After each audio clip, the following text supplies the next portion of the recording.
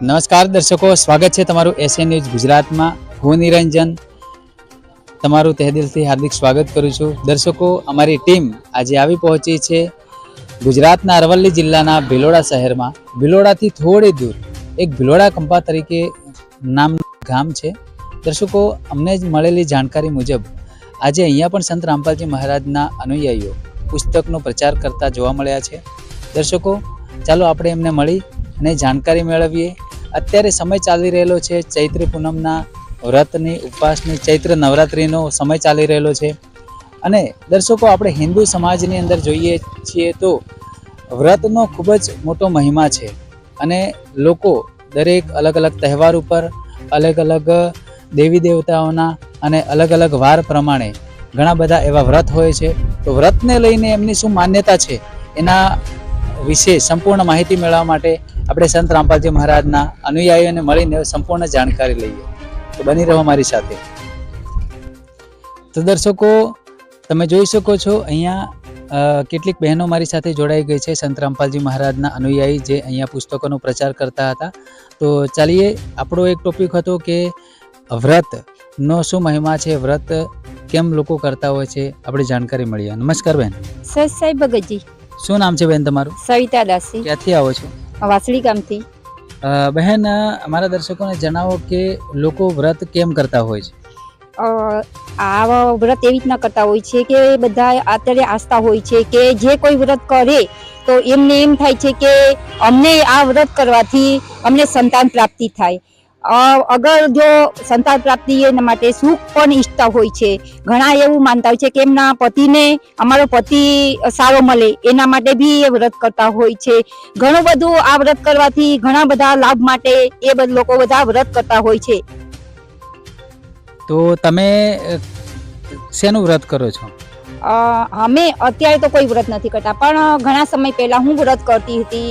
હું વ્રત એવું કરતી કે સોમવાર બી મેં કરેલા છે, પણ સોમવાર, ગુરુવાર, મંગળવાર એવા બધા મેં વ્રત કરેલા છે. 11 બી મેં કરેલી છે. પણ આજે હું નહીં કરતી કે અમે એક પુસ્તકમાં જ્ઞાનગંગા પુસ્તક મેં વાંચ્યું. એમાં સંત રામપાલજી મહારાજનો સત્સંગો ટીવી પર આવતા હતા. એ ટીવી પર એ સત્સંગ બી અમે જોયા. પછી એ જ્ઞાનગંગામાં પુસ્તકમાં ગુરુજી સંત રામપાલજી મહારાજ જે શાસ્ત્ર અનુકૂળ સાધના જે બતાવતા હતા એ શાસ્ત્ર પ્રમાણિક બતાવતા હતા. એ હું વ્રત કરતી હતી, એમાં મને કશું ક્યારે લાભ મળ્યો નહીં. પછી મેં એ વિચાર્યું કે ખરેખર આ જે સંત રામપાલજી મહારાજ જે કંઈ આ બધું કે છે શાસ્ત્ર પ્રમાણિક બતાવે છે, આ ખરેખર આ સાચું જ્ઞાન છે. આ જગતમાં આ તત્વદર્શી સંત રામપાલજી મહારાજ સિવાય આ જગતમાં કોઈ એવો સંત નહીં. આજે કોઈ પણ શાસ્ત્રમાં કોઈ પ્રમાણ બતાવ્યું નથી. આજે આ સંત રામપાલજી મહારાજ આપણને જે શ્રીમદ ભાગવત ગીતામાં પણ એ આપણે પ્રમાણિત સહિત બતાવે છે કે આ બધું તત્વદર્શી સંત જે કોઈ હોય તો આ જગતમાં કોઈ સંત એવો નહીં કે તત્વદર્શી સંત. એ આજે રામપાલજી મહારાજજી જે કઈ જ્ઞાન બતાવે છે એ સત્ય જ્ઞાન છે. ધન્યવાદ બેન.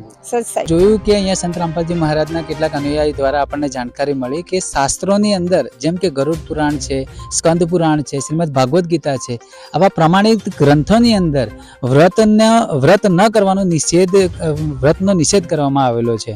તો દર્શકો, આપણી સાથે બીજા પણ બહેનો છે, એમને એમના ભૂતકાળની અંદર વ્રતો કરેલા છે કે નહીં એમના વિશે આપણે જાણકારી મેળવીએ. નમસ્કાર બહેન. નમસ્કાર સર. બેન, શું નામ છે તમારું? ક્યાંથી આવો છો? હું બેડાસણ ગામથી આવું છું. મારું સીતાદાસી નામ છે. બહેન, જે વ્રતો વિશે તમે અમારા દર્શકોને જાણકારી આપો કે વ્રતો કેટલા પ્રકારના હોય છે અને વ્રતો કરવાથી શું ફાયદો થતો હોય છે? વ્રત કરવાથી કોઈ ફાયદો નથી સર. હું તો શંકર ભગવાનનું વ્રત કરતી હતી, શુક્રવાર કરતી હતી, સંતોષીમાંનો કોઈ લાભ થયો નથી સાહેબ.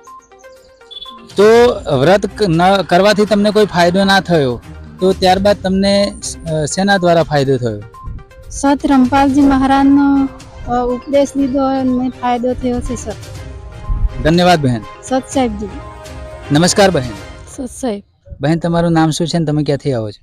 મારું નામ કૈલાસ દાસી છે. હું રીંટોડાથી આવું છું. બહેન, જેમ બહેનોએ જણાવ્યું વ્રત ન કરવા માટેની પ્રમાણિત જ્ઞાન બતાવ્યું છે સંત રામપાલજી મહારાજના જ્ઞાન આધારિત. તો તમારે શું કહેવું છે? તમે જીવનમાં કોઈ વ્રત કરેલા છે? હા, મને પહેલા કડવા ચોથનું વ્રત કરેલું છે અને દશામાનું વ્રત કરેલું છે. તે શું અત્યારે કરો છો તમે વ્રત? ના, અત્યારે નથી કરતી. હું સંત રામપાલજી ભગવાનની શરણમાં આવી છું ત્યારે હું સાચી ભક્તિ કરું છું. દર્શકો, આપણને વ્રત વિશેની જાણકારી પ્રાપ્ત થઈ. અહીંયા સંત રામપાલજી મહારાજના કેટલાક અનુયાયી આવ્યા હતા, જેમને શ્રીમદ ભાગવત ગીતા છે, ઘટ રામાયણ છે, સ્કંદ પુરાણ છે, ગરુડ પુરાણ છે જેવા અલગ અલગ શાસ્ત્રોની અંદર એમને પ્રમાણિત કરી બતાવ્યું કે આપણે આપણા જીવનની અંદર વ્રત કરવાથી કોઈ ફાયદો થતો નથી, કોઈ લાભ થતો નથી, કોઈ હાનિ થતી નથી. તો દર્શકો, આવી જ આધ્યાત્મિક ન્યૂઝ માટે અમારી સાથે જોડાઈ રહો. એસએ ન્યૂઝ ચેનલને ફોલો કરો. ધન્યવાદ.